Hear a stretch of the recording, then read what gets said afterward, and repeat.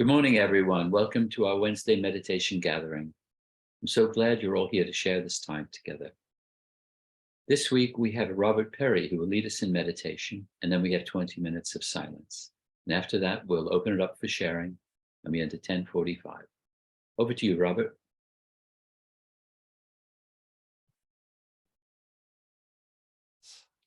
I was muted.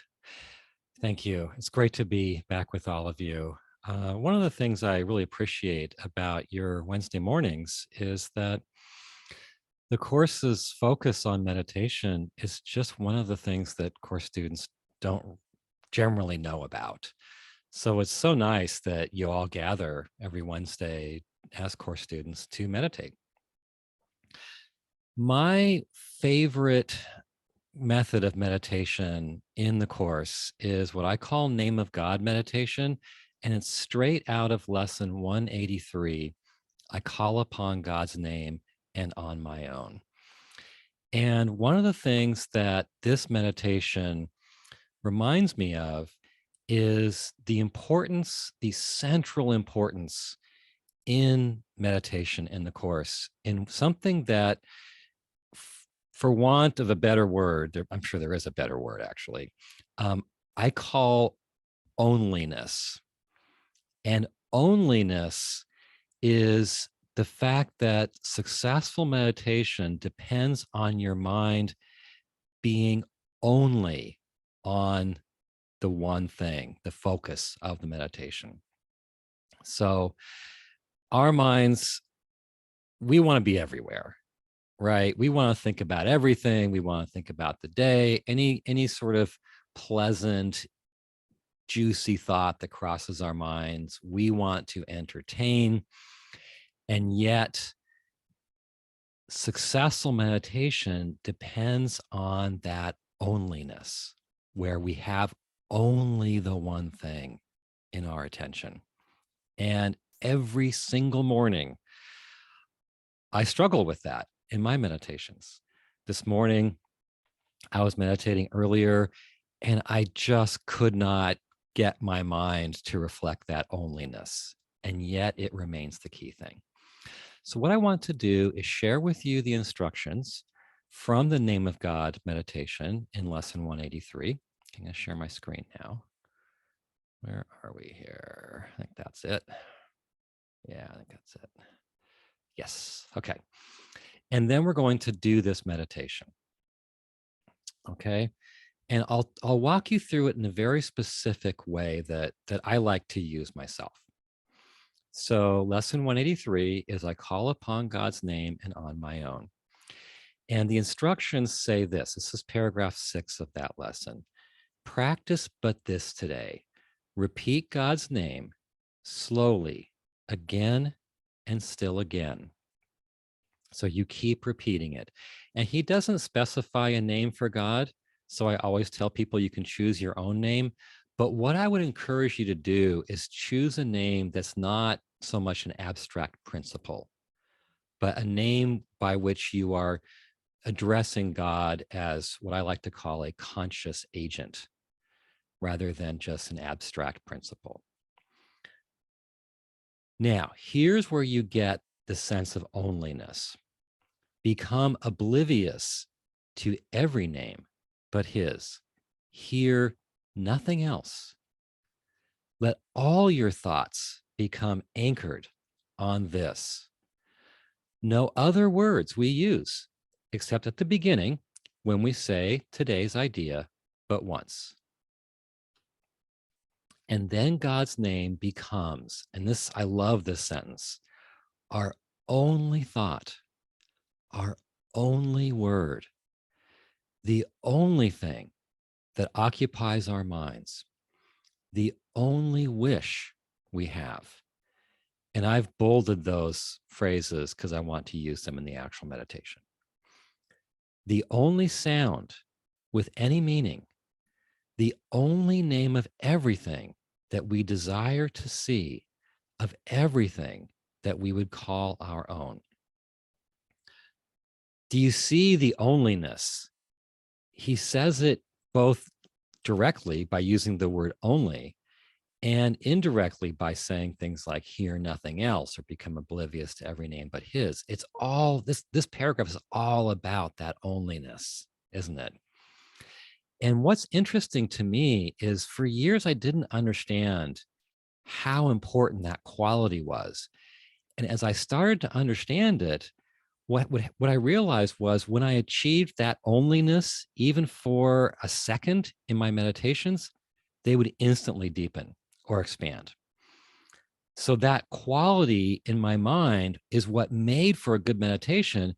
And then as I went back to this paragraph, I realized he knows that. He knows how important the onlyness is. And then 2 paragraphs later, the instructions continue with a line that's a favorite of mine. Sit silently and let his name become the all-encompassing idea that holds your mind completely. Doesn't that capture the onlyness? The all-encompassing idea that holds your mind completely. So here's what I like to do, and then I'll walk us through it together. I personally use the name Father. That's the name by which the Course most commonly addresses God. But there are all kinds of names that could be chosen. Okay. So I say Father, and then at the beginning of the meditation, I will add my only thought. And then I'll say Father again and add my only word. And then again and add the only thing that occupies my mind. And finally say it again and add my only wish. And I'll do that in the beginning of the meditation a few times. And then I'll keep going through this list of 4. I found that if it's more than 4, I just get lost somewhere along the way before I'm done with it. So I've made sure it's only 4. And rather than saying in my mind, Father, my only thought, I'll say Father and just have a wordless sense of my only thought, if that makes sense. And then again, say Father and have a wordless sense of my only word. And the only word is probably the most effective one, because when I really imagine this is the only word in my mind, something happens in my meditation. I mean, nothing spectacular. I'm not the world's greatest meditator, but something happens that's useful for me and noticeable.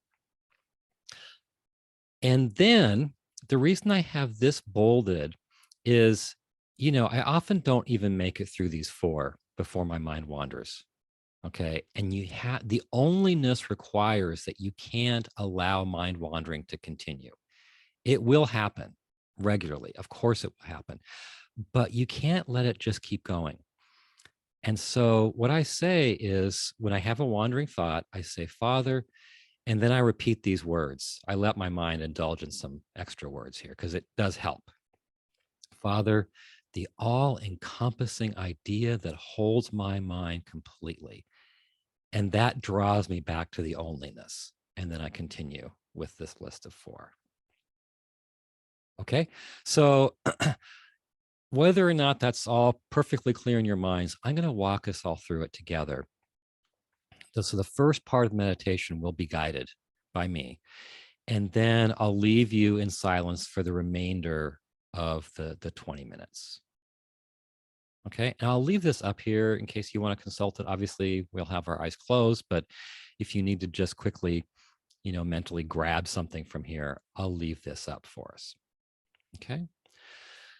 So let's begin.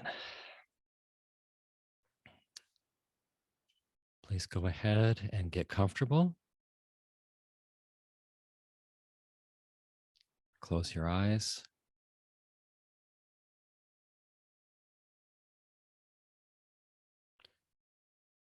Take a deep breath.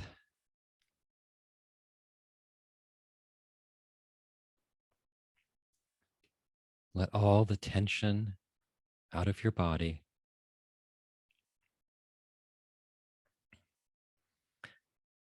Begin by choosing a name for God through which you will call to him, because this meditation is one in which you're calling to him to come to you. You might choose Father, You might choose God, but I recommend something that connotes a conscious agent rather than an abstract principle.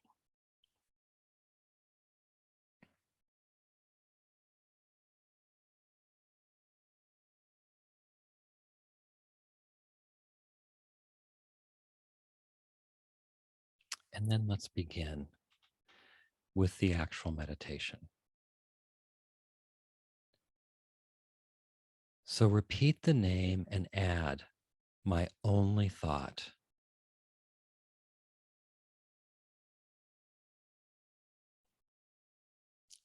Repeat the name and add my only word.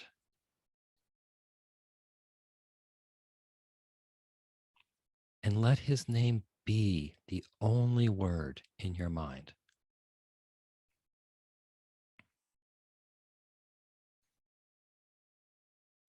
Repeat the name and add the only thing that occupies my mind.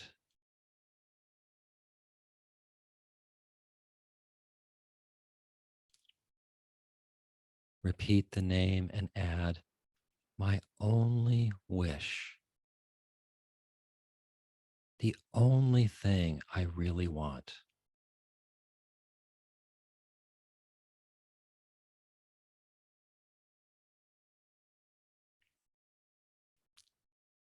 So again, we'll go through the four. Repeat God's name, adding my only thought.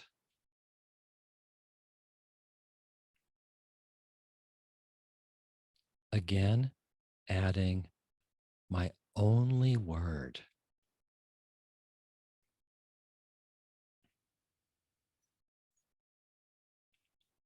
Again, adding the only thing that occupies my mind.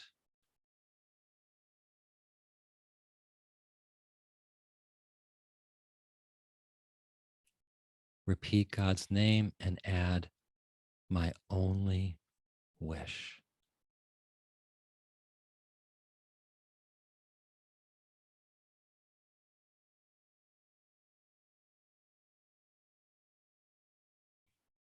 When your mind wanders, repeat his name again and add the all encompassing idea that holds my mind completely.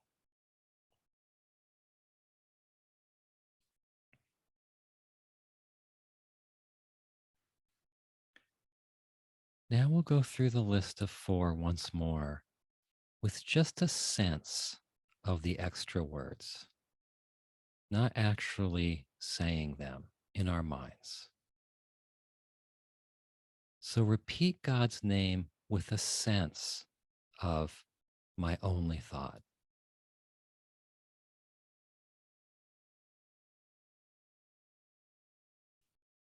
Repeat his name with a sense of my only word.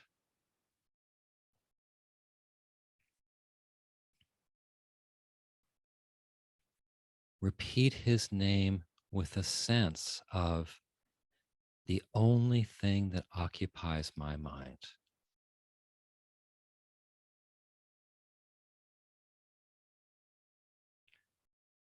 Repeat his name with a sense of my only wish.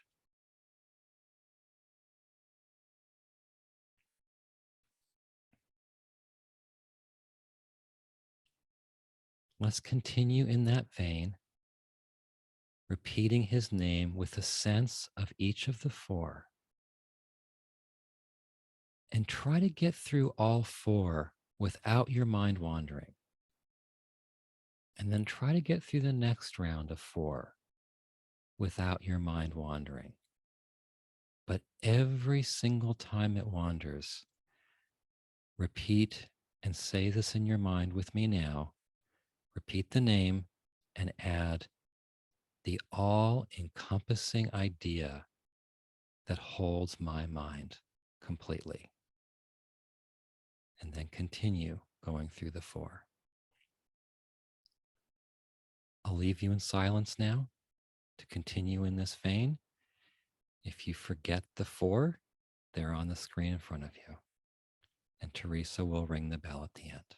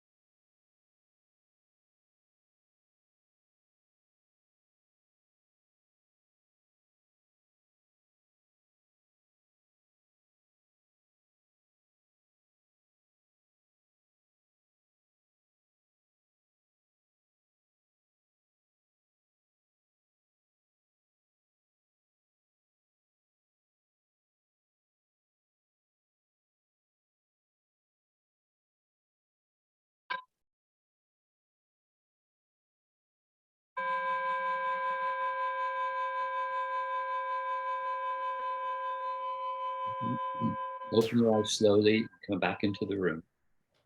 We have 13 minutes left for sharing your reflections and your questions. If you'd like to speak, raise your hand or use the reactions button at the bottom of the screen. I'll invite you to take yourself off of mute. And if you'd like to ask Robert a question or a comment with confidentiality, put your message in the chat function at the bottom of the screen, and I'll read it out. And let me just add, I'd be particularly interested if any of you noticed a connection between reaching that onlyness place and the meditation improving the quality of it. Who'd like to share? Norman.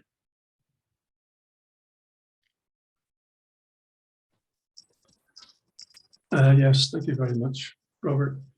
While I was meditating, I tried calling God all sorts of names at the start. Jehovah, I am, love. But after a while, I realized that I was closer to God than that, to be worried about a name other than Father. I had an experience through one of the lessons, I think it was 47, where it tells you that God will speak to you. And it was a wonderful experience. And I saw him then as a loving father, and he called me my big son.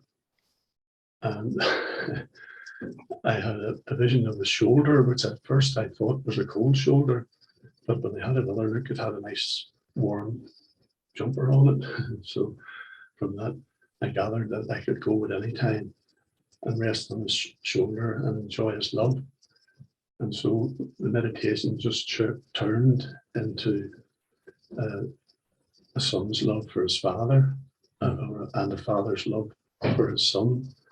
And there are times, unfortunately, when I drift away and a slight fear might enter. And that's no good. If the slightest wee bit of fear enters my mind, that's no good. But the meditation ended with harmony being restored, and I'm just simply going to allow myself to be what I am. And just thank you very much for restoring that oneness, the oneness between God and his creation, if you like, everybody, and the oneness that I always feel in these groups. It's been back again. So it was a bit emotional, but thank you very much. Sounds wonderful. Thank you. Who'd like to share?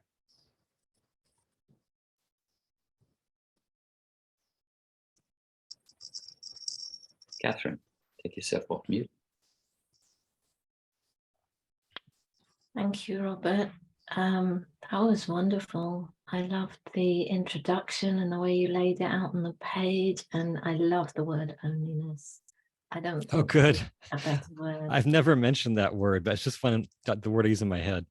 It's just fabulous. You managed to engage my mind without, and my heart, with my heart receiving more. Wonderful, wonderful. And it's another word for oneness, isn't it? When we're one, there's only one. And I write a lot about loneliness, and therefore, primarily I write about connection rather than loneliness, but they're connected. And I love that it rhymes with loneliness. Loneliness to onlyness. I can't tell you that I had, like you, I'm not a very good meditator, but it was more like Norman in that it was profoundly emotional. Mm-hmm. And what came up for me is two additional ones, which is I was using the word self, and self, the only one who meets my needs, and self, the only me. And when I said self, the only one who meets my needs, I felt the loss of idols. I felt my wanting to have my needs met in the world and be content with littleness. And yeah, it was very moving to just that repetition of only, and you highlighting that word really allowed me to touch the onlyness. Yeah, thank you. Wonderful. That's Thank great. you. Thank you so much. And Eunice had her hand up, I believe. Eunice, take yourself off mute. Thank you, Robert. That was really wonderful. And I tried different names, but Father is somehow the most comfortable. It really speaks from the heart. So I settled on Father, and I found that I had phases of where something was taking me a bit deeper, but then I lost it with thoughts and I had to go back to, the full sentence to get my mind back. But I'm going to try that again. I'm going to use that in my meditations, and because that moment where I just felt I was going deeper, I want to explore that a little bit more. So thank you very much. Yeah, I really encourage you to do that. I find that if I really have a mindset of, okay, I'm going for the onlyness, my meditations are deeper, and there is a state that will stay with me through the day. My mind feels a bit more expansive, a bit brighter, a bit more sensitive to spiritual truth. And it's really worth just going for it day after day. All right, thank you. Sandy, take yourself off mute. Thank you. That was really, really useful. I found it at first, like everybody, I was experimenting with what word felt right, and it actually just settled on God. Because I found that's such a loving, encompassing word for me. And as most people know, my neighbour has a gardener who's using every machine possible at the moment. And so it was really beautiful that every time I heard something, I just used the word God. And, if I heard a bird, I said God, and it just suddenly changed. I was so peaceful because the realization that I'm a part of it all and that everything is God.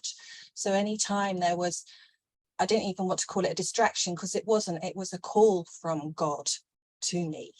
So every noise became that call of God for me to realize who I was and come back. And it was just so beautiful and very emotional, like other people. I'm almost in tears with it. But it was so nice, because usually when in a meditation, yes, I've used my breath to come back. Using the word God to come, well, it wasn't even coming back. It's just to reinforce what I am. So yeah, beautiful. Thank you. There's a great line in one of the workbook prayers. It's the prayer for lesson 264, where we say to God, "You are in all the things I look upon, the sounds I hear, and every hand that reaches for my own." So we're meant to see God. I mean, lesson 29 is about God being in everything I see, but in 264 it's expanded to the sounds I hear. Yeah. All right. Thank you, Beautiful. Sandy. Thank you. Sue, did you want to share? Yeah, thanks. Thanks, Robert. I've tried that meditation before, and it was much more real this time. I did my usual mind wandering, but this time it was wandering down the meditation. So I would think, oh yeah, I'm having this thought about God being my only thought. And I managed to pull myself back each time. Occasionally I got lost. I had to go for the bottom line. But every time I got to my only wish, I felt a connection. And it was saying to me that when even my idlest wish or slightest fancy is centered on God, that's when God becomes more and more real to me. I have a question for you, though, and this is something I don't understand, and I'm sure a lot of people will have this same thing. When I sit down to meditate with a group, I have an expectation of success. And I usually get somewhere, even if it's not total connection or major mind-blowing experience. When I sit down to meditate on my own, I have an expectation of failure. Mm. And I don't know, I can tell myself it's going to be different this time, or I can tell myself this is going to work. You're going to be great tonight. It's going to be good. And I don't know, it's not the same. And I don't know whether it's the expectation, whether it's the fact that when we do it in the group, we're somehow joining minds and intensifying the experience. Can you help? Well, perhaps this lesson, interestingly, lesson 183, is the one place in the workbook that mentions the power of sitting down and meditating together. So in the lesson, I'm thinking it's like paragraph, I'll bet it's paragraph 4 or 5. It says, and should you join a brother as you sit with him in silence and repeat God's name along with him within your quiet mind, you establish there an altar which reaches to God himself and to his son. So there's a direct reference to the power of joining with somebody in meditation. Of course, it's not great if it's not just more powerful in a group, but it actually doesn't even work at all when we're alone. That's an unfortunate situation, obviously. Perhaps, well, one of the things, I would say 2 things. One, besides just accepting it as more powerful together. One is that, like, maybe seek out more times where you can meditate with at least one more person. And the other is, and this is something that, if I do come back on a future Wednesday, I'd like to talk about. There's a big theme in the workbook meditation instructions of meditating with confidence. And the idea is that you can be confident in your meditation of approaching and reaching that goal of God, because you want to get there and he wants you to get there. So your will and his are joined. Like, what can stop you at that point? So we are supposed to, and this comes through in the very earliest instructions in the 40s in the workbook, we are supposed to have a sense of approaching the act with confidence. And the confidence is like the onlyness in that it so helps the quality of the meditation. Thank you. That really helps, because what you said, what I heard, is that when I sit down to meditate, I'm actually meditating with God. I'm not just on my own.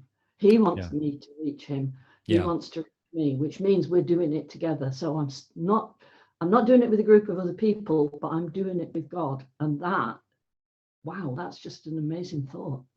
Yeah. And if you look at lesson 221, I don't know if you're into Jesus or not, but if you look at lesson 221, paragraph 2, Jesus says he'll meditate with you. Yeah. And the same thing is said in lesson 70, actually. So that's a theme in the workbook, that he's actually sitting down with us and meditating with us. Okay, thanks. Yeah, but definitely God. And that's another theme. He's there, he's present, he's pulling for us, and he's helping us. Thank you. Okay, we've come to the end of our time together. Robert, that was wonderful. Thank you. I'm sure we got all got a lot out of it. And show your appreciation to Robert. Take yourself off of mute. Thank you, Robert. Thank you, Thank you, Robert. Thank you, everyone. Robert. Thank you, Robert. You're welcome. Thank you very much, Thank everyone. you, everybody else. Wonderful. So